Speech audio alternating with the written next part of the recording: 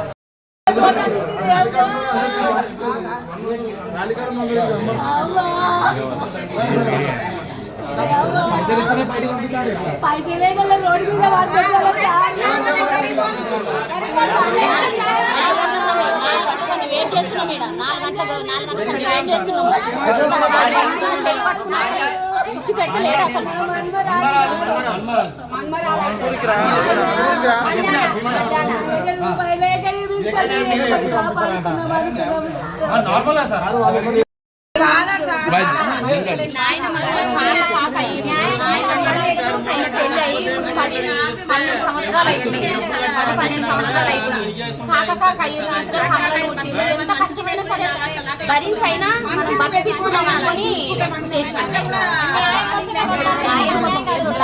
మొత్తం అయితే కట్టమంటలేదు.